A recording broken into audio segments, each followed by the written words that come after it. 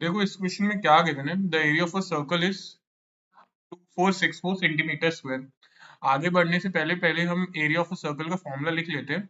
Area of circle निकाला कैसे जाता है, एरिया ऑफ सर्कल का फॉर्मूला होता है pi are square. Pi are square, r मतलब रेडियस, मतलब ये हमारा अगर सर्कल हो गया और ये इसका सेंटर है तो ये इस डिस्टेंस को हम आर बोलते हैं रेडियस, और इस पूरे डिस्टेंस को हम डायमीटर बोल देते हैं। ठीक है, तो हमें ये पाई आर स्क्वायर हमें बता दिया फॉर्मूला होता है। अब एरिया ऑफ सर्कल पहले से हमें कितना बता दिया है, 2464।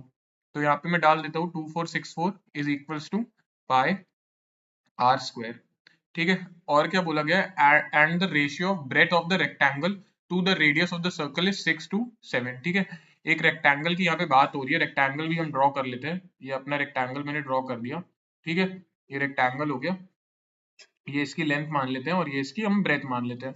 अब बोला क्या गया है, and the ratio of the breadth of the rectangle मतलब b is to the ratio of radius that is r. ये कितना दिया गया है, 6 और 7, मतलब बी मतलब बी अपॉन आर हमें कितना बता दिया गया है, कितना है, बी डिवाइडेड बाय आर की वैल्यू हमें बोल दी गई कितना है, 6/7। ठीक है, if the circumference of the circle is equal to the perimeter of the rectangle. ठीक है, इसको भी हम बाद में पहले डील करेंगे, पहले जो यहाँ तक की इन्फॉर्मेशन गिवन है हम उसको पहले सॉल्व करते हैं कि उससे हमारा क्या निकल रहा है रिजल्ट। ठीक है, अगर मैं इधर से सॉल्व करूँ तो ये कितना हो जाएगा, 2464, पाई की वैल्यू हो जाती है 20, पाई की वैल्यू हो जाती है 22/7, और ये हो जाएगा अपना आर स्क्वायर। तो ये हो जाएगा 2464 इंटू 7 होल डिवाइडेड बाय 22। ठीक है, देखो ये 11 से कट जाएगा, 11 टू द 22, ये भी 11 से कट जाना चाहिए, ये जाएगा अपना 11 टू द 22, 2 बचेगा, और यहाँ पे 626, फिर से 11 टू द 22, अब 4 बचेगा, 11 4 ज़ा 44, फिर ये 2 से कैंसिल होगा, ये कितना बच जाएगा, 112। मतलब आपका आर स्क्वायर की वैल्यू कितनी आ रही है, 112 इंटू 7, या फिर ये कितना हो जाएगा, 784 हो जाएगा। ठीक है, अब 784 किसका स्क्वायर होता है, 27 का, 729 होता है, 28 का, 28 का हो जाता है आर, 28 का स्क्वायर हो जाता है 784। तो आर की वैल्यू अपनी कितनी आ जाएगी, 28 सेंटीमीटर, ये हमारा रेडियस निकल गया है। ठीक है, तो अगर हमारा रेडियस निकल चुका है तो देखो हम यहाँ पे वैल्यू डाल सकते हैं, बी अपॉन आर के बदले 28 इज इक्वल टू 6/7। तो बी को अगर मैं सॉल्व कर दूं कितना हो जाएगा, 6/7 इंटू 28, 7 1 7, 7 4 28, या फिर बी की वैल्यू 6 4 24 निकल जाएगी।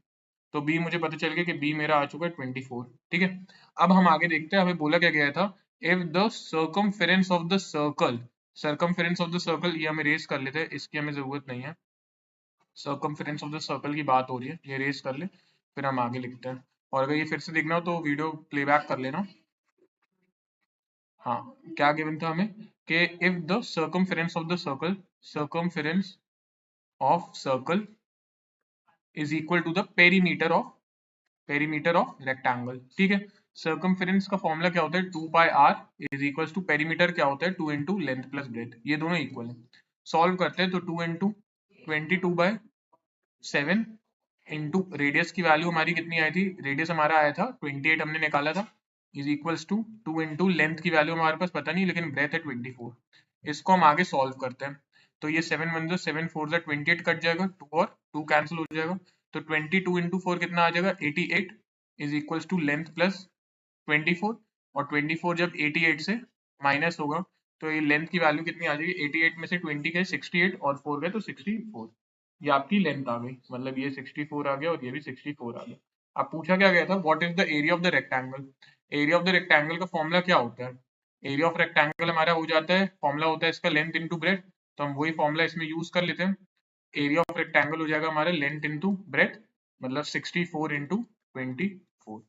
64 को अगर मैं 20 टाइम्स कर दूं, 64 को अगर मैं 20 टाइम्स कर दूं तो मेरी वैल्यू कितनी आ जाएगी, 1280 आ जाएगी। तो 64 इंटू 20 आ जाएगा मेरा 1280, और 64 को जब मैं 4 टाइम्स करूंगा तो मेरा आ जाएगा 256। तो ये कितना हो जाएगा, 6853, और ये 1536। ठीक है, तो ये आंसर इसका कितना हो जाएगा, एरिया ऑफ रेक्टेंगल 1536 सेंटीमीटर